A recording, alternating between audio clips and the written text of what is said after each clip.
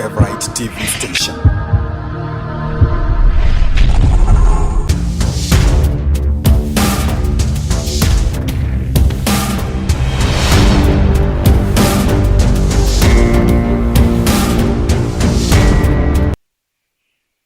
Hello, good morning and welcome to Mtn Breakfast Show. With me here is Samuel Kasuti.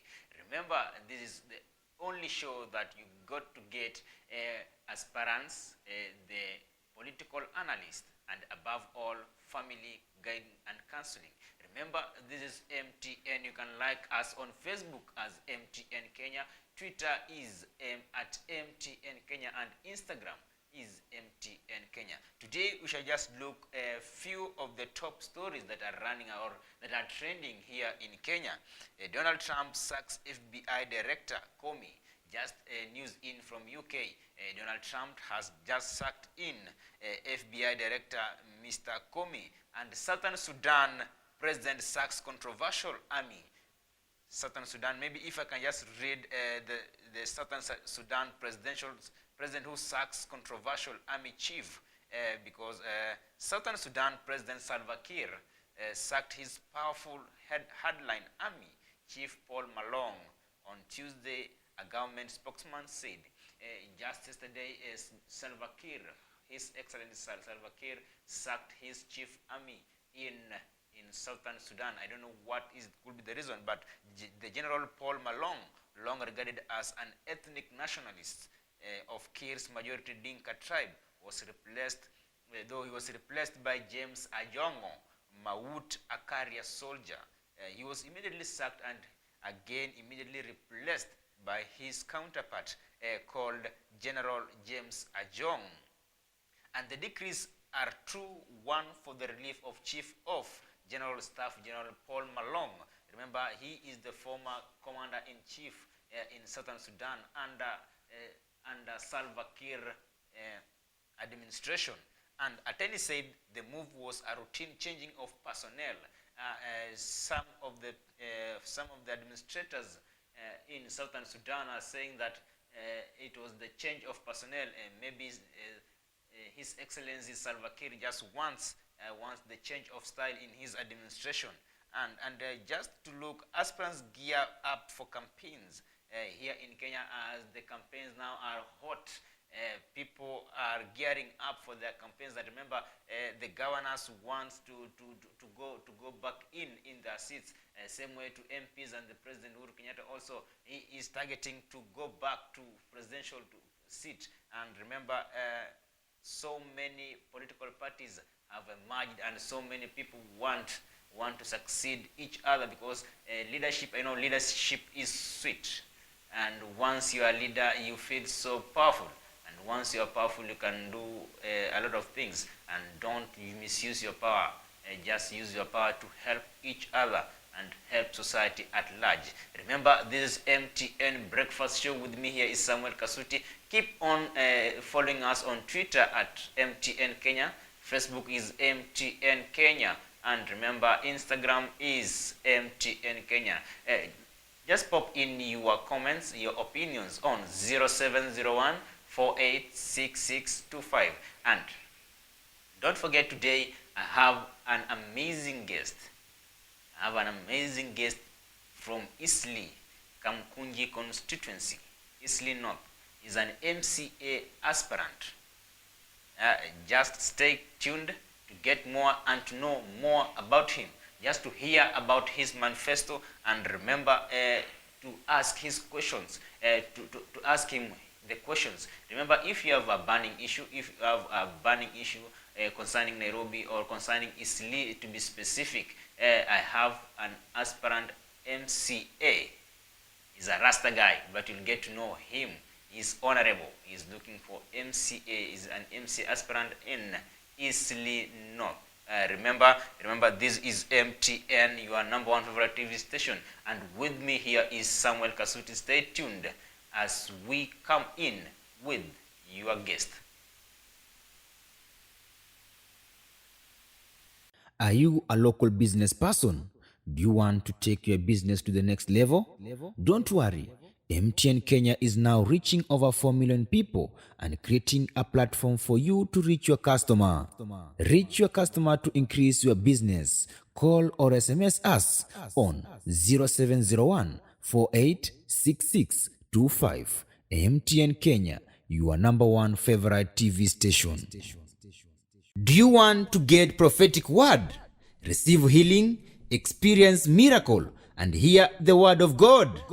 MTN Kenya brings you great men and women of God. Join Prophetess Asa Namunda live every Wednesday from 8 p.m. to 9 p.m.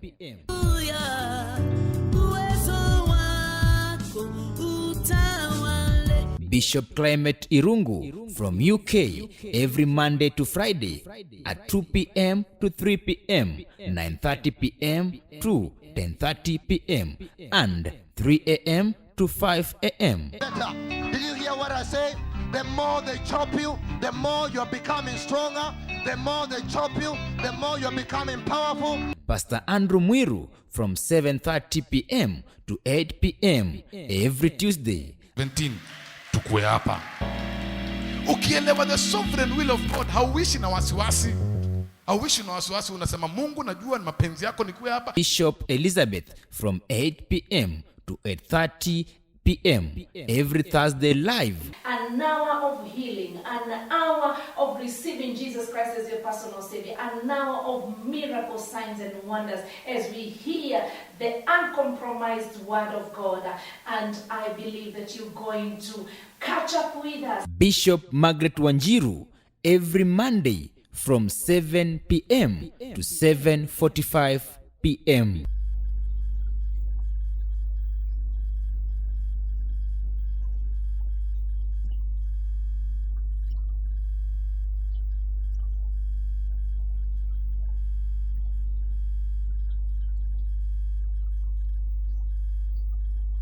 Here on MTN Kenya. Stay tuned to get blessed.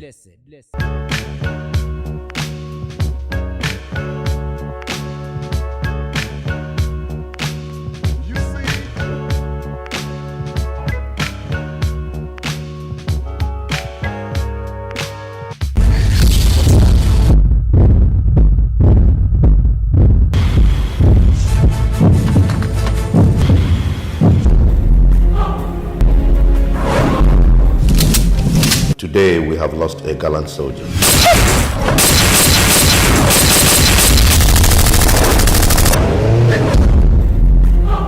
A committed member of this organization. Will you spend the rest of your life with me? I'm a sweetheart. You don't have to beg for it. I will gladly spend the rest of my life and the next with you.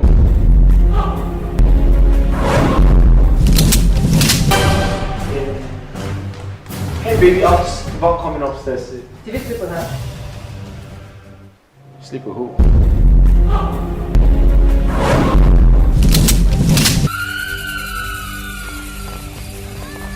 What is happening?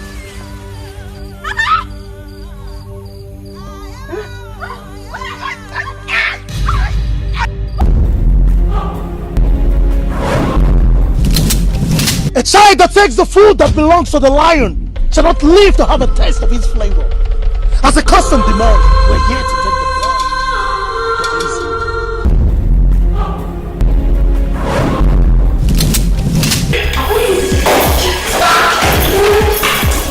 You can fight. You can fight.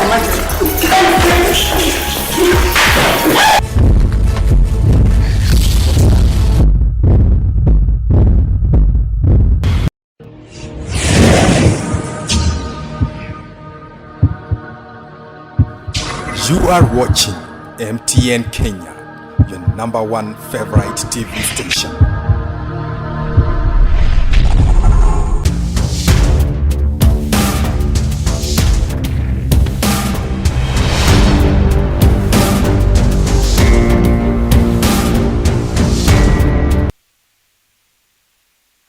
Welcome back. Remember, this is MTN Breakfast Show. With me is Samuel Kasuti, and as I told you that I have an amazing guest from EASRLEIGH, John Ndegwa GACHIE, an MCA aspirant. Karibu sana bwana John. Karibu, asante sana. Yes. Maybe if you unaweza tuambia watazamaji John Ndegwa GACHIE yeye ni nani? Kwa kweli John Ndegwa GACHIE ni Mkenya mzalendo, na kwa yote yale Mungu amenibarikia kujua kupitia hali masomo na kikazi, nimejiona nijitolee mbele ya raia yangu ya Isili ingine, niwape fursa ya kuchagua mtu wanaweza penda ama anaye msingi wa maarifa na nidhamu kuweza kubadilisha mienendo yetu katika siasa. Na why did you just choose to vie for MCA seat?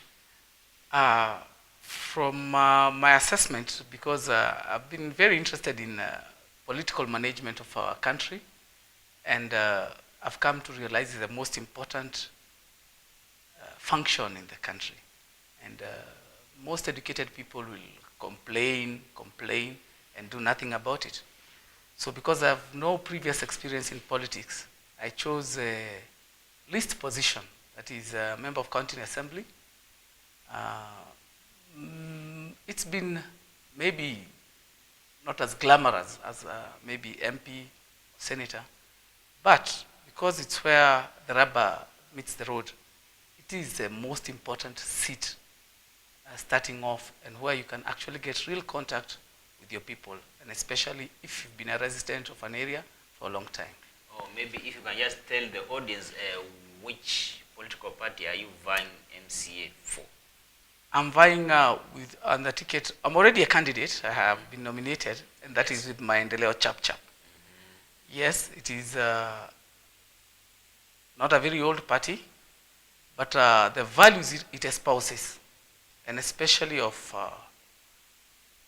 development that can be achieved very quickly, quick gains, quick wins, instead of promises that never make it. So the value system of the leader of the party, that is Governor Mutua of Machakos County, his track record attracted me to this party, and to be able to join people with similar values as myself. And Honorable Ndegwa, maybe you could not have the fear, maybe you vie your MCA under Jubilee Party because it's the ruling party. Why Chap? Chap, as I've told you, is shared values. That is actually, I'm espousing value in our politics. Jubilee maybe is maybe a popular party, and this because of the attention it gets from the media. But I don't share my particular values with the way Jubilee operates, right? So now, I believe most people go for the big parties because they don't want to do the hard work of serious campaigning and offering the fellow citizens a choice. I'm not afraid of that hard work. I don't feel I believe I need the president. You feel you want the MCA? For my MCA seat. Yes. I feel I need the people of EASRLEIGH. And a ward being not very wide geographically, it is possible to go around the whole world and offer my fellow residents or citizens of EASRLEIGH North a choice based on value. And that's why I'm not afraid of the hard work, getting out there, talking to the people, communicating, getting to listen, and being somebody who's also affected by this particular environment of ours, which we'll call EASRLEIGH North, and in Kamkunji constituency. I feel I have a powerful enough empathy and curiosity and creativity to offer solutions actually that might move us forward. So you believe in short in yourself? Not in myself. I believe in God. Yes. And I believe in hard work. And I believe that knowledge is the key and the application of this knowledge. Yeah, you know, it's not easy for a person to vie here in Nairobi. So maybe for how long have you stayed in Eastleigh? What made you do that? Okay, I happen to have grown up in Eastleigh. I studied from nursery school or the whole of the primary school. I studied in Eastleigh in, I think the only boys primary school in this city, that is St. Teresa's Boys Primary School. We usually do have girls' schools, but we never have a boys' primary school. Yes. Or maybe the challenges or what the first, after you crowning the MCA seat in Eastleigh North. Yes. Yes. So what will be your first thing to do for Eastleigh people? The promise I'm giving to Eastleigh people, number one, is to listen. Right? Yes. So I will go around and consult the very voters who voted me, so that we might prioritize what is, you know, even in Nairobi or some situation is very dynamic. So sometimes you can see like maybe it's a time, it's raining now, maybe drainages are clogged and stolen. So the priority at that time would be to unclog the drains and get at least some semblance of sanity or get us moving. But there are very many groups, but my promise is to come and consult with my people. So is there any tangible thing that you have done for Eastleigh? In Eastleigh, yes. Maybe what I'm very proud of is one is I agitated against illicit brews. And this came about as I was initiating projects. I've initiated a water project, water point, it's a water kiosk. Yes. I've also done, hand jobs, carpenters, informal workers, organize the place for them to work and get them to a position where they are thriving and don't need any much help from outside, and only maybe with their business and improvement of the business models. So the illicit brews in Eastleigh, like this changa, was a real problem, because in these projects, people get 20 shillings, 30 shillings, they go and get drunk. And then it becomes a challenge to work where there are drunk youths, right? And again, every other time we were losing young lives to this stuff. And I'm proud to say in Eastleigh North particularly, there's no more sale of illicit brews. At the moment? Yes, and that fight was very personal, but it's been achieved, and it has also, as you're told, corruption fight backs. I'm actually going to court for a verdict on a case that's brought by these same people who brew changa against me, a fabrication. So it has taken about 6 years. 6 years from now? Yes, is when that fight started. Oh, well, yes. That's a very good job, Mr. Honorable Ndegwa. So maybe there is a viewer who is asking, what will you do about the impassable roads? Because in Eastleigh there are poor roads. Now, number one, for the viewer asking the question, I will do a lot of education, of civic education. Now, what can an MCA do? Right, what are his roles? Okay, this is important to understand. It is to represent the local population, to legislate, to provide laws that facilitate the management of the county, and to oversight the performance of this particular government. So it is the governor's job to make the roads, right? The MCA is to represent, and even in public participation forums that the county government that's already the incumbent government, I have gone forward and with my fellow residents and presented that these particular roads. So There are roads belonging to the national government, and roads belonging to the county. So we can see that in Eastleigh North, there's Captain Mungai Road. That's the one immediately parallel to First Avenue, starting all the way from 7th Street at the social hall, going all the way behind St. Teresa's Church to Juja Road. You can see that it's been commissioned to be done. But what are they doing?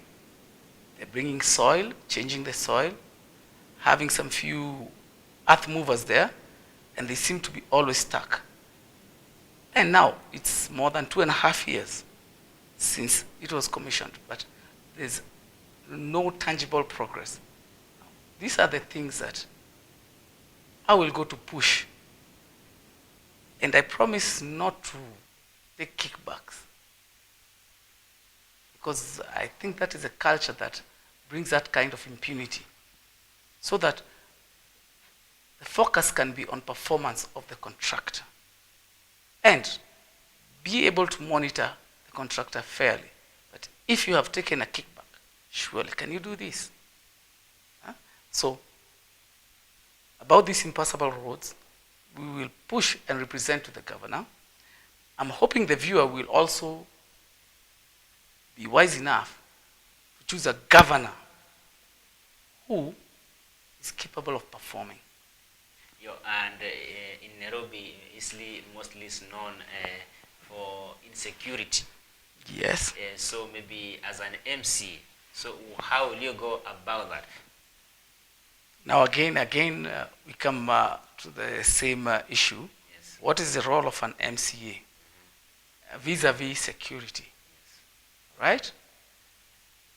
Right? There's no powers provided to an MCA or to even actually to say the governor on security. This is a function of the national government. Yes. This is a question placed on the MP. But it's your area. Yes, it is my area, but knowing that the MCA is not empowered, we have no control of the local administration, that is the chiefs, right, or the OCS, or the commander of the APs.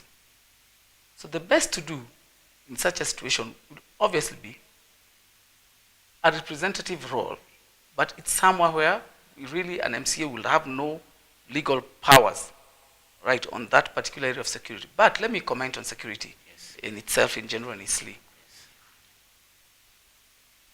I would say it is historical that Eastleigh is insecure. Sure. I live in Eastleigh. After a very unfortunate accident or incident with our current MP, the government was woken up into the situation in Eastleigh. And I remember 2 people were killed. Yes. No, 5 people died in that particular incident when the MP was 2 brothers who were coming to greet him, yes, and some guys around him. The 2 brothers actually took the impact of whatever happened. But from that time, the measures taken by the government, I have to commend the government. I have to accept and we have to accept what has happened. Yes. The incidents from that time, I think we've not had another incidents or major incidents after that, and that's about 5 years back. But I remember there were 2 people who were killed just recently with the policemen. Now, that is something different. Now, that was related to terrorism. Now, we come to now theft.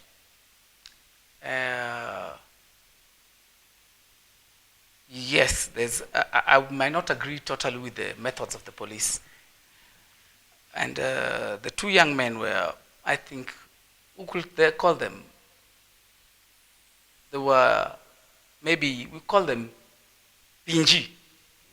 Pinji. Pinji means what? Means a pickpocket. Oh, pickpocket. Yes, they distract you, take your kibeti, take your car. Yes, yeah. But not violent criminals. And for me personally, this is cannot be considered insecurity. in the manner that Eastleigh is known for, because there was terrorism and violent criminal gangs. They were there, but no longer so.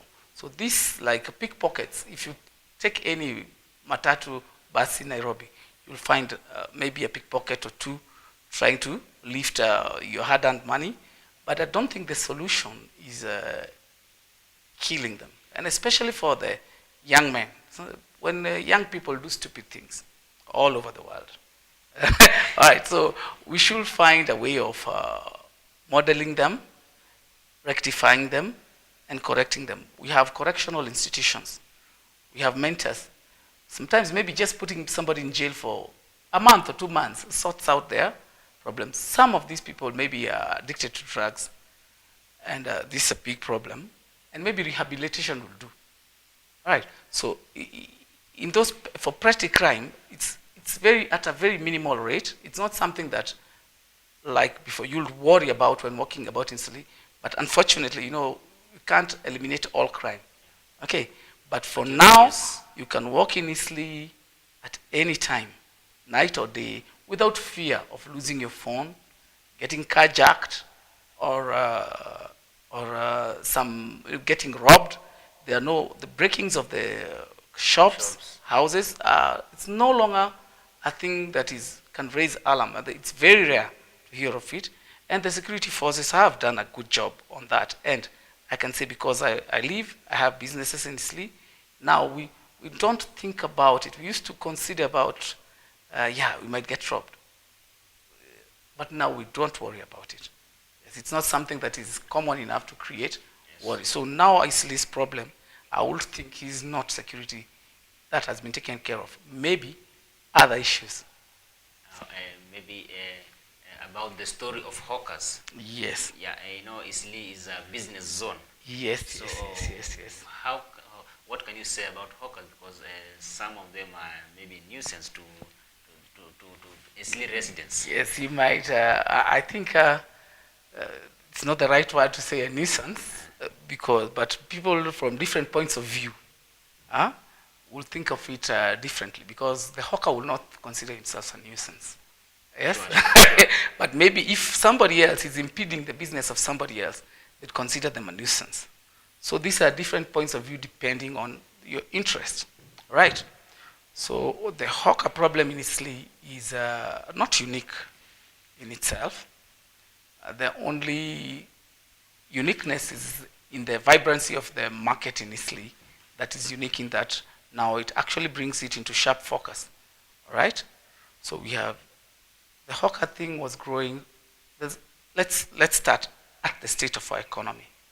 In that, formal jobs are not available. And this population, because it has a pressure of surviving every day, has found innovative ways of surviving within our environment. And one of them, whether we like it or not, is hawking. Hawking has become big. You go to Githurai, you go to Kariobangi, you go to town nowadays. So, with different thoughts, some people think it's a nuisance. And so, according to them, it's throughout these people. Other people, where the hawkers think, this is our livelihood. We have a right to be here. If we don't have the big bucks to go to big shops, do what? We still have a right to earn a living. Now, what I find is a problem is our leadership doesn't understand its job. When we elect people, the MPs and the MCAs, we actually elect them to make laws that regulate how we operate. We also do send them to repeal laws that are now maybe a disadvantage to us. But they behave as if it's something immutable. They don't understand their role. Now, what is the role of a local government, let's say, or MCA for that matter? So, all these people belong to us, and their interests should be balanced against each other, right? So the issue is to facilitate, and not to eliminate, right? To regulate in such a manner that we will have some trade-offs, but something that makes everybody win, right? So surely it does not make sense to block a road, a major highway, right? You put up some structures in the middle of the road, you fill up, and therefore the road which was supposed to ease the traffic, 2 minutes from garage to Juja Road, becomes an ordeal of 2 hours. That is unreasonable, right? Blocking the entrance or access to a shop, right, is also untenable. You cannot bring, I'm selling stuff here, then you bring another shop just in front of mine. So I end up pulling the customers for you. You undercut me because you don't have costs of maybe employees or for maybe renting out space, right? But they do pay rates, they do pay licenses, or they are paying on a daily basis. But now, there are contentious areas, and there are areas which are not contentious, where there's a symbiotic relationship between whoever are the denizens around there and the hawkers, and everybody wins because business are connected to each other. Now, so what would have been wise would have been to identify areas within Eastleigh. I know it's very difficult, but it's something that should be done. That, hey, these hawkers can work along this corridor or that corridor. We could consider again, what type of hawker, right?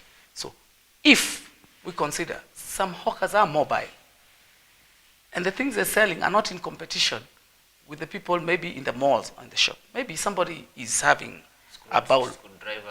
Yeah, a bowl of, let's say, eggs, boiled eggs, right? And he's coming to the people, right? This guy does not block the road, does not block shops, right? He does not directly compete, maybe with the same, if you are like, I will not say screwdrivers, because in case somebody selling screwdrivers, you can't sell outside in your hawker. Again, this also doesn't make sense, huh? Right?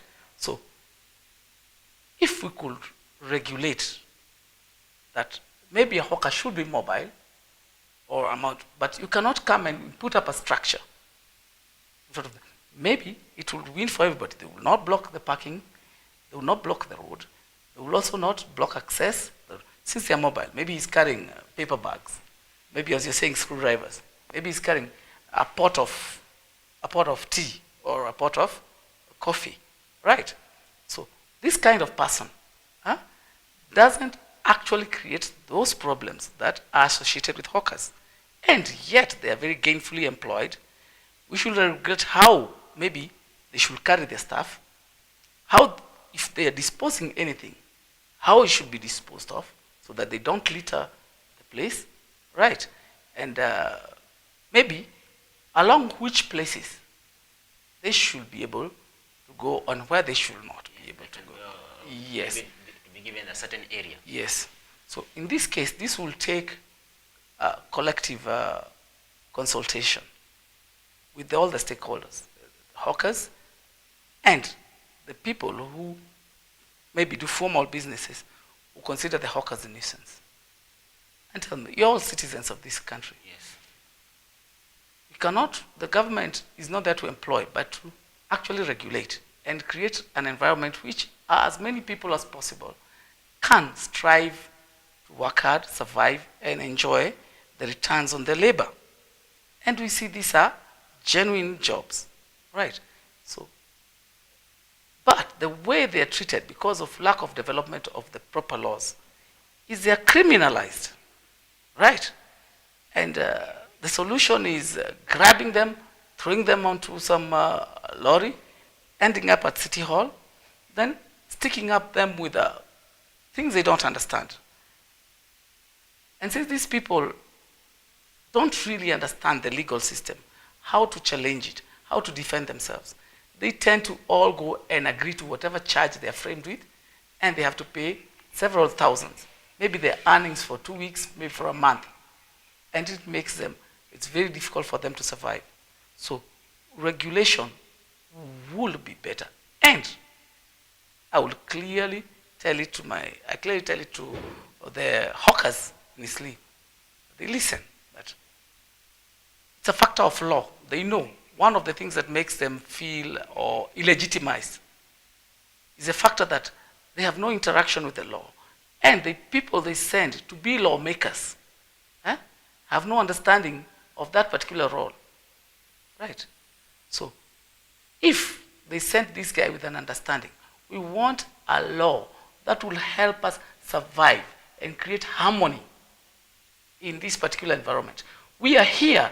We cannot operate in the past that it was supposed to be this way, it was supposed to be this way, it was supposed to be this way.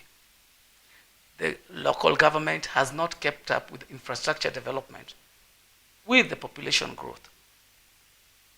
The investment in markets, which I think when I was growing up, I used to find new estates when they are made, always had a market.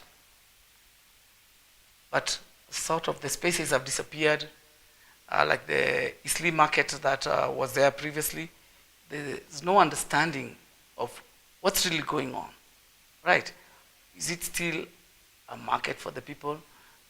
Is it something that can help out the hawkers? Or how would it be there? There's no public space anymore. Through grabbing, through misallocation, misuse, all right. But we are here now. We can't start going back. So how can we make best, do best with the environment we are in so that everybody wins? The more people working around, everybody will agree, the more every business does better. Every single business, whether it's a hotel, a hawking, whether it's M-Pesa, everything does better when there are more people around. Wow, wow. That is MCA Aspirant Honorable Ndegwa John from EASRLEIGH North. Remember to keep interacting with us on 0701486625. And remember to hit us on our Facebook page is MTN Kenya and Twitter is @MTN Kenya. Please pop in your question here with a great man, a great inspiration.